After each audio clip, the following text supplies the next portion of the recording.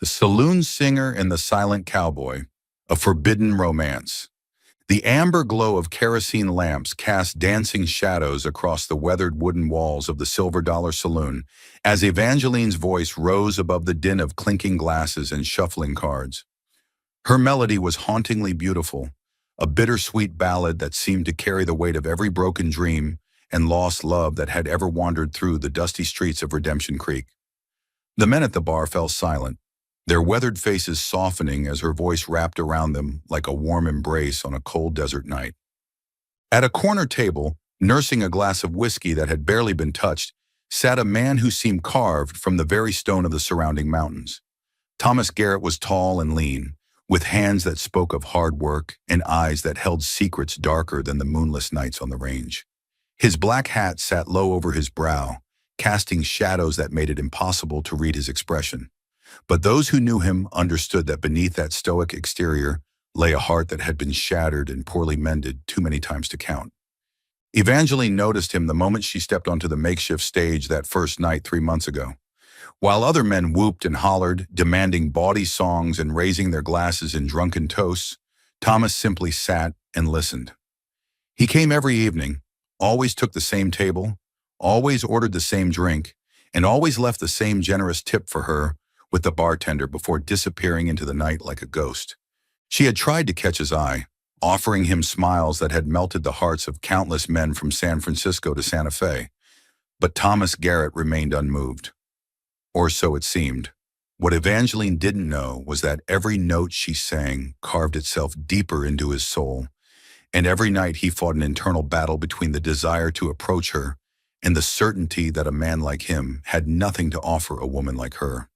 Thomas had come to Redemption Creek 5 years ago with nothing but the clothes on his back, a horse that had seen better days, and a reputation that preceded him like a dark cloud. He was fast with a gun, faster than most men had a right to be, and he had used that skill to survive in a world that showed no mercy to the weak or the slow. But each man he had faced in those dusty streets had taken a piece of his humanity with them, until he felt more like a hollow shell than a living, breathing man. The townspeople of Redemption Creek had accepted him, but only because they needed his protection. Cattle rustlers, claim jumpers, and outlaws of every stripe had learned to give their small community a wide berth once word spread that Thomas Garrett was their sheriff. But acceptance born of fear was a cold comfort, and Thomas had resigned himself to a life of solitude, believing that his hands were too stained with blood to ever hold anything pure or beautiful. Evangeline's story was different but equally tragic. Born into a world of privilege in Boston, she had fallen in love with a charming gambler who had promised her the world before disappearing with her inheritance and her heart. Disowned by her family for the scandal, she had made her way west with nothing but her voice and a stubborn determination to survive. She had learned to read men like open books, to smile when her heart was breaking, and to find strength in the music that flowed through her like lifeblood. The Silver Dollar was not where she had imagined her life would lead, but it was honest work, and the rough men who filled its tables each night were kinder than the sophisticated gentlemen who had turned their backs on her in Boston. Still, she longed for something more, something real and lasting, something that would make all the pain and struggle worthwhile. One evening in late autumn, as the first frost painted the windows of the saloon and the wind howled through the gaps in the wooden walls, Evangeline finished her last song to thunderous applause. As she stepped down from the stage, adjusting the faded blue dress that had once been her finest gown, she noticed that Thomas's table was empty. His glass sat untouched, and for the first time in 3 months, there was no tip waiting for her with the bartender. Concern gnawed at her as she made her way through the crowd, accepting compliments and dodging the wandering hands of drunken cowboys. Thomas had never missed a night, and his absence felt like a physical ache in her chest. She found herself wondering if he was ill, or if something had happened to him, and the intensity of her worry surprised her. The next morning, Evangeline found herself walking down Main Street, her shawl pulled tight against the crisp autumn air. She told herself she was simply out for a walk, but her feet carried her inexorably toward the small house behind the sheriff's office where Thomas lived. The building was dark and silent, and a growing sense of unease settled in her stomach like a stone. She was about to turn back when she heard the sound of an axe biting into wood. Following the rhythmic thudding, she found Thomas behind his house, splitting logs for the coming winter. His shirt was soaked with sweat despite the cool air, and his movements were sharp and angry, as if he were trying to chop through more than just wood. For a moment, she simply watched him work. There was something beautiful about the way he moved, a fluid grace that spoke of years spent in harmony with his own body. But there was also a desperate quality to his actions, as if he were trying to exhaust himself into numbness. "You missed quite a show last night," she said softly, stepping into the small clearing where he worked. Thomas froze mid-swing, his muscles tensing like a wild animal caught in a trap. Slowly he turned to face her, and for the first time, Evangeline saw his eyes clearly. They were the color of storm clouds, gray and turbulent, and they held a pain so deep it took her breath away. "Miss Evangeline," he said, his voice rough and uncertain, "you shouldn't be here." "Why not?" she asked, stepping closer, despite the warning in his tone. "This is a free country, isn't it? A woman can walk where she pleases." Thomas set down his axe and reached for his shirt, which hung on a nearby fence post. As he pulled it on, Evangeline caught sight of old scars crisscrossing his back and chest, each one telling a story of violence and survival that made her heart ache. "People will talk," he said, not meeting her eyes. "A woman like you shouldn't be seen with a man like me." "A woman like me?" Evangeline's voice carried a note of challenge. "And what kind of woman am I, Mr. Garrett?" Thomas finally looked at her, and the intensity of his gaze made her feel as if he could see straight through to her soul. "Beautiful," he said simply. "Pure. Too good for this place. Too good for these people. Too good for me." The words hung between them like a bridge neither dared to cross. Evangeline felt tears prick her eyes, not from sadness, but from a recognition that took her breath away. Here was a man who saw her not as a fallen woman or a saloon girl, but as something precious and worthy of protection. "You don't know anything about me," she whispered. "You don't know where I've been or what I've done." "I know enough," Thomas replied. "I know you sing like an angel. I know you're kind to the old cowboys who can barely afford a drink. I know you send money back east to someone who matters to you. And I know that every night when you smile at those men, you're dying a little inside." Evangeline stared at him, stunned by the depth of his observation. "How do you know about the money?" "I'm the sheriff," Thomas said with a slight smile that transformed his entire face. "It's my job to know things. Your sister in Philadelphia received another payment last week, didn't she?" The tears that had been threatening finally spilled down Evangeline's cheeks. Her sister Mary was the only family member who had stood by her, the only one who had written letters of love and support during the darkest days. Mary's husband had been injured in a factory accident, leaving them with 3 small children and no income. Evangeline sent every penny she could spare, telling herself that her sacrifice was worthwhile if it kept Mary's family fed and housed. "She needs it," Evangeline said, wiping her eyes with the back of her hand. "Her children need it."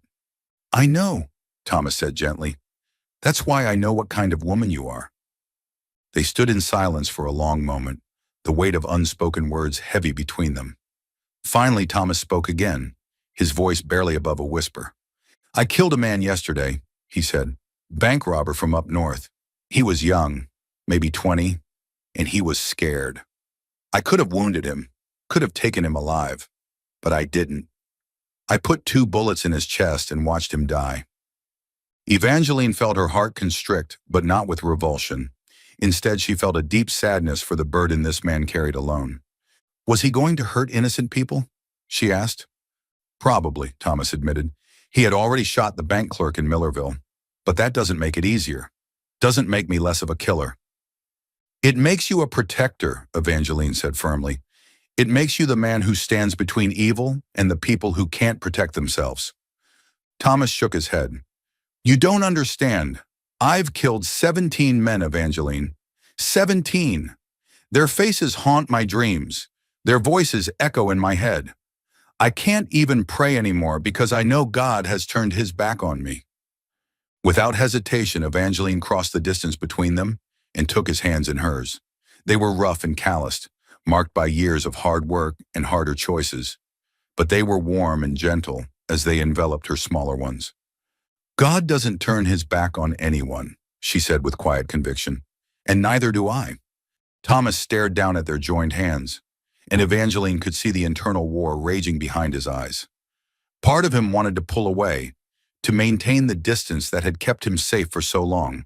But a larger part, the part that had been starving for human connection, craved her touch like a drowning man craves air. "Why?" he asked, his voice breaking. "Why would you want anything to do with me?" "Because I know who you really are," Evangeline said. "I see it in the way you tip your hat to Mrs. Henderson when she passes, even though she crosses the street to avoid you. I see it in the way you make sure the saloon girls get home safely on Saturday nights. I see it in the way you listen to my songs like they're prayers." Thomas lifted his free hand to her face, his thumb tracing the line of her cheekbone with a reverence that made her breath catch. "You're going to break my heart," he whispered. "Only if you let me," she replied, leaning into his touch. Their first kiss was tentative, almost fearful, as if they were both afraid that too much passion would shatter the fragile connection between them. But as their lips met and held, years of loneliness and pain seemed to melt away, replaced by something warm and bright and infinitely precious. When they finally parted, both were breathing hard, their foreheads resting together as they tried to process the magnitude of what had just happened. "This is madness," Thomas said, but his arms tightened around her even as he spoke. "Then let's be mad together," Evangeline replied, and kissed him again. What followed were the happiest weeks of both their lives. They met in secret, finding stolen moments between her performances and his duties. Thomas would wait for her behind the saloon after her last song, and they would walk together through the quiet streets of Redemption Creek, talking about everything and nothing. He told her about his childhood on a farm in Missouri, about the war that had taken his father and two brothers, about the grief that had driven him west in search of something he couldn't name. She shared her dreams of opening a music school, of teaching children to find beauty in song, of creating something lasting and meaningful. They made love for the first time in his small house on a night when the first snow of winter was falling. It was tender and desperate, a coming together of two souls who had been alone for too long. Afterward, they lay in each other's arms, watching the snowflakes dance outside the window, and both knew that their lives had been irrevocably changed. But happiness, they discovered, was a fragile thing in a world that had little tolerance for unconventional love. The first whispers started within days of their first stolen kiss. Evangeline was a saloon girl, they said, and everyone knew what that meant. Thomas was a killer, they said, and everyone knew he was dangerous. What business did such people have pretending at respectability? The criticism might have been easier to bear if it had come from strangers, but it came from people they had considered friends. Mrs. Henderson, who had always been kind to Evangeline, now looked at her with disgust. The other saloon girls, who had once shared their secrets and sorrows with her, now whispered behind her back. Even some of the Cowboys who had cheered her performances began to look at her differently, as if her association with Thomas had somehow tainted her. Thomas faced his own challenges. The town council, led by the pompous banker Harold Wickham, called a meeting to discuss his unseemly conduct. They reminded him that as sheriff, he was expected to maintain certain standards, and his relationship with a woman of Evangeline's profession was inappropriate. They stopped short of demanding he end the relationship, but the threat was clear. The pressure mounted with each passing day. Anonymous letters appeared under Evangeline's door, filled with ugly words and uglier threats. Someone threw a rock through Thomas's window with a note attached. "Killers and whores deserve each other." The hostility was palpable, a living thing that seemed to follow them wherever they went. Despite it all, they clung to each other with desperate determination. Their love had become a fortress against the world's cruelty, a bright flame that no amount of darkness could extinguish. But even the strongest flame can be weakened by constant assault, and they both felt the strain. The breaking point came on a cold December night when Harold Wickham's son, drunk and belligerent, decided to make his opinions known. Robert Wickham was a spoiled young man who had never worked a day in his life but felt entitled to pass judgment on everyone around him. He cornered Evangeline outside the general store, his breath reeking of whiskey and his eyes bright with malicious intent. "Well, well," he slurred, blocking her path. "If it isn't the sheriff's whore—" Evangeline tried to step around him, but he grabbed her arm with enough force to leave bruises. "Let me go, Robert," she said, her voice steady despite the fear clawing at her throat. "I don't think so," he replied, his grip tightening. "I think it's time someone taught you your place. You strut around this town like you're better than everyone else, but we all know what you really are." "I'm a woman trying to make an honest living," Evangeline said, struggling against his hold. "More honest than you, considering you've never earned a penny in your life." Robert's face darkened with rage, and he raised his free hand as if to strike her. But before he could complete the motion, a shadow fell across them both. "Let her go!" Thomas's voice was quiet, but it carried the promise of violence. Robert released Evangeline immediately, stumbling backward as he found himself face to face with the most dangerous man in 3 counties. "Now, Thomas," Robert said, his bravado crumbling like sand. "No need for trouble. I was just having a conversation with the lady." "Conversation?" Thomas stepped closer, and Robert took another step back. "Is that what you call putting your hands on a woman against her will?" "She's not a lady," Robert protested, his voice rising in pitch. "She's a saloon girl, a whore, and everyone knows it." The words hung in the air like a curse, and Evangeline felt something break inside her chest. Not because of what Robert had said, but because of the way Thomas's entire body went rigid, the way his hand moved instinctively toward his gun. "Take it back," Thomas said, his voice deadly calm. "I won't," Robert replied, finding courage in his father's influence. "It's the truth, and everyone in this town knows it. You're a fool if you think otherwise." What happened next occurred so quickly that Evangeline barely had time to process it. Thomas's fist connected with Robert's jaw with a sound like breaking wood, and the younger man crumpled to the ground like a marionette with cut strings. He lay there unconscious but breathing, blood trickling from his split lip. "Thomas, no," Evangeline whispered, but it was too late. The damage was done. Harold Wickham's son had been assaulted by the sheriff in full view of half the town. It didn't matter that Robert had been drunk and abusive, that he had put his hands on Evangeline against her will. What mattered was that Thomas Garrett had overstepped the bounds of his authority, and now there would be consequences. The town council convened an emergency meeting the next morning. Thomas was stripped of his badge and given 24 hours to leave Redemption Creek. The vote was unanimous, driven by fear and self-interest rather than justice. They needed a sheriff who would be above reproach, they said, not one who let his personal feelings cloud his judgment. Evangeline felt the weight of responsibility crushing down on her. This was her fault. If she had never approached Thomas, if she had never allowed herself to fall in love with him, none of this would have happened. He would still have his job, his home, his place in the community. She found him in his house, packing his few belongings into a worn leather saddlebag. He looked up when she entered, and she saw in his eyes the same resignation she had seen that first night she had approached him. "I'm sorry," she said, the words inadequate for the magnitude of her guilt. "Don't be," Thomas replied, continuing to pack. "This was always going to happen. I knew it from the first moment I saw you." "Then why?" she asked, tears streaming down her face. "Why did you let it happen?" Thomas stopped packing and turned to face her fully. "Because for a few weeks I remembered what it felt like to be human," he said simply. "Because for a few weeks I wasn't just a killer or a sheriff or a ghost. I was a man in love with a woman who saw something worth loving in me." "I still see it," Evangeline said desperately. "Take me with you. We can go somewhere else. Start over. Build a life together." Thomas shook his head sadly. "You have obligations here. Your sister depends on you. The money you send keeps her family alive." "I'll find another way," Evangeline protested. "There are other towns, other saloons. I can sing anywhere." "And what about your dreams?" Thomas asked gently. "Your music school? Your chance to teach children to find beauty in song?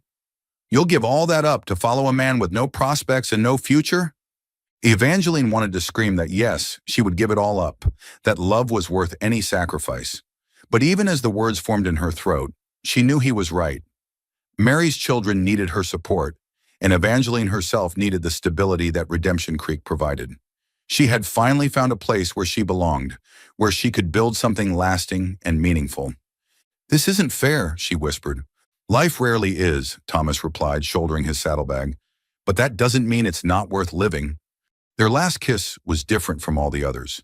It was fierce and desperate, a promise and a farewell all at once. They clung to each other as if they could stop time through sheer force of will, as if love alone could overcome the cruel realities of their world. When they finally parted, both were crying openly, their hearts breaking in perfect synchronization. "I love you," Evangeline whispered. "I love you too," Thomas replied, "more than my own life." He walked to the door, then paused with his hand on the handle. "Will you sing for me? One last time?" Evangeline nodded, not trusting her voice to speak. She began to sing the same song she had been performing the night they first met, the bittersweet ballad that had drawn him to her like a moth to flame. Her voice was thick with tears, but it was still beautiful, still pure, still capable of touching the deepest parts of the human soul. Thomas listened with his eyes closed, memorizing every note, every inflection, every breath. When the song ended, he opened his eyes and looked at her one last time. "Thank you," he said simply, and then he was gone. Evangeline remained in the empty house long after the sound of his horse's hooves had faded into the distance. She sat on the bed where they had made love, surrounded by the lingering scent of his presence, and wept until she had no tears left to shed. The months that followed were the longest of Evangeline's life. She continued to sing at the Silver Dollar, but the joy had gone out of it. The songs felt hollow, empty of the passion that had once made them transcendent.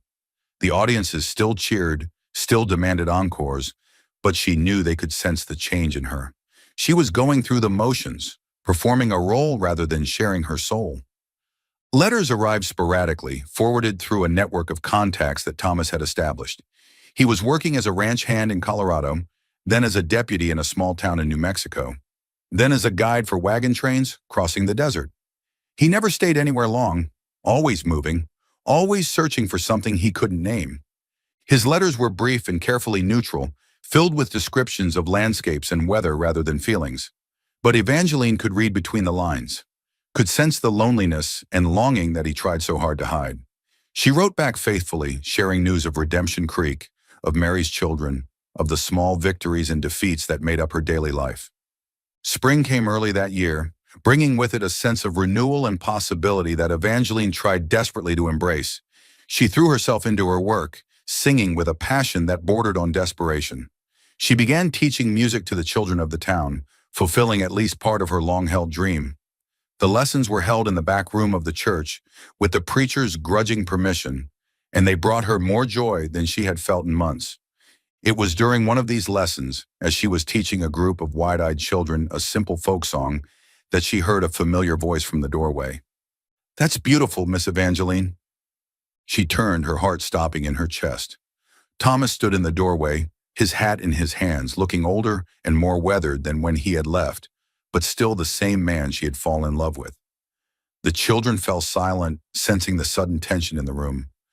"Children," Evangeline said, her voice barely steady, "that's enough for today. Run along home to your parents." The children filed out, casting curious glances at the stranger who had made their teacher's face go pale. When they were alone, Thomas stepped into the room and closed the door behind him. "Hello, Evangeline," he said softly. "Thomas," she replied, drinking in the sight of him. "What are you doing here?" "I came to tell you that I'm leaving the territory," he said. "Heading up to Montana, maybe farther. I wanted to say goodbye properly this time." Evangeline felt her heart shatter all over again. "How long will you be gone?" "I don't know," Thomas admitted. "Maybe forever. There's nothing left for me here, Evangeline. Nothing but memories and regrets." "There's me," she said desperately. "There's always been me." Thomas shook his head sadly. "You have a life here now. A good life. You're teaching children, making a difference. I won't be the one to take that away from you again." "What if I don't want this life?" Evangeline asked, stepping closer to him. "What if I want to be with you, no matter what it costs?" "Then you're not the woman I fell in love with," Thomas replied gently. "The woman I love is strong enough to choose duty over desire, wise enough to know that some sacrifices are worth making." They stood facing each other in the small room, the weight of their history pressing down on them like a physical thing. Outside, the sounds of the town went on as usual, But inside this sacred space, time seemed suspended. I never stopped loving you, Evangeline whispered. I know, Thomas replied, and I never stopped loving you. But love isn't always enough, is it? Before she could answer, he stepped forward and took her in his arms one last time. Their kiss was gentle and sad, a benediction rather than a passion.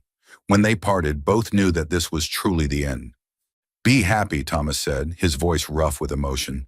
Find a good man who deserves you. Have children. Grow old surrounded by people who love you. And you, Evangeline asked through her tears, what will you do? I'll remember, Thomas said simply. I'll remember that for a brief, shining moment, I was the luckiest man alive. He walked to the door, then paused as he had before. Sing for me? Evangeline nodded and began the same song she had sung for him that first day behind his house, the same song she had sung the night he left. But this time, her voice was different. It was still beautiful, still pure, but it carried within it the weight of experience, the depth of a love that had been tested and found worthy even in its ending. Thomas listened with tears streaming down his face, then tipped his hat and walked out of her life forever. Years passed. Evangeline remained in Redemption Creek, becoming a beloved fixture in the community. Her music school grew, drawing students from surrounding towns. She never married, despite receiving several proposals from good, decent men. She told herself that her heart belonged to her music, to her students, to the memory of a love that had burned bright and brief as a shooting star. Thomas's letters stopped coming after 2 years, but she continued to write to him, sending her letters to the last address she had. She never knew if he received them, but it didn't matter. Writing to him was her way of keeping their connection alive, of honoring what they had shared. On her 40th birthday, as she sat in her small house reading by lamplight, there was a knock at her door. She opened it to find a young man, perhaps 25, with familiar gray eyes and a shy smile. Miss Evangeline, he said, removing his hat. My name is Michael Garrett. I believe you knew my father. Evangeline's heart stopped. Thomas, she whispered. Yes, ma'am, Michael replied. He passed away last winter. Pneumonia. But before he died, he asked me to find you, to give you this. He handed her a small package wrapped in brown paper. Inside was a worn journal filled with pages of Thomas's careful handwriting. On the first page, in his familiar script, were the words, For Evangeline, who taught me that love is the only thing that matters in the end. The journal was filled with love letters he had never sent, poems he had never shared, and the story of his life after leaving Redemption Creek. He had found work as a ranch foreman in Montana, had married a kind widow with 2 children, had lived a quiet, decent life far from the violence that had once defined him. But on every page between the lines of his mundane existence was the thread of his love for Evangeline, the knowledge that she had saved his soul and given his life meaning. He talked about you often, Michael said gently. Said you were the best thing that ever happened to him. Said he carried your songs in his heart wherever he went. Evangeline clutched the journal to her chest, tears streaming down her face. He was a good man, she whispered, the best man I ever knew. He wanted you to know that he was happy, Michael continued, that he found peace, and he wanted you to know that he never regretted a single moment of the time you spent together. After Michael left, Evangeline sat up all night reading Thomas's words, reliving their love through his eyes.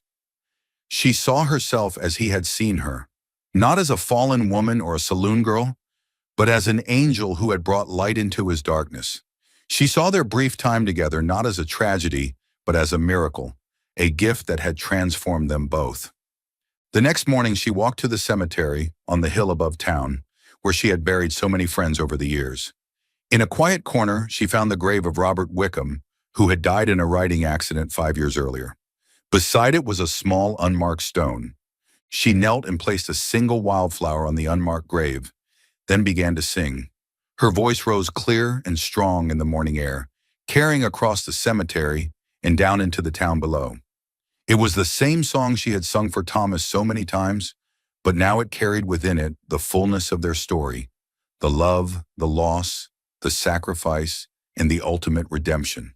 As her voice faded, Evangeline felt a peace settle over her that she hadn't experienced in 20 years. She had loved and been loved in return, had touched another soul so deeply that the connection had transcended death itself. In a world that often seemed cruel and meaningless, that was no small thing. She stood and walked back down the hill, ready to return to her students, her music, her life. But she carried with her the knowledge that love, true love, never really ends. It transforms, it inspires, it lives on in the hearts of those who have been blessed to experience it. That evening, as she took the stage at the Silver Dollar for what would be her final performance, Evangeline looked out at the familiar faces in the crowd. Some were old friends, some were strangers, but all were united in their desire to hear her sing. She smiled, a real smile for the first time in years, and began to sing. Her voice was as beautiful as ever, but now it carried something new. The wisdom of a woman who had loved deeply and lost greatly, who had found meaning in sacrifice and beauty in sorrow. The crowd fell silent, sensing that they were witnessing something extraordinary, something that would be remembered long after the last note had faded. When the song ended, there was a moment of perfect silence. Then the applause began, thunderous and heartfelt, a testament to the power of music to touch the human soul. Evangeline bowed gracefully, then stepped down from the stage for the last time. She had found her peace, her purpose, her place in the world. The love she had shared with Thomas Garrett had been brief but profound, a flame that had lit the darkness and shown her the way home. And in the end, that was enough.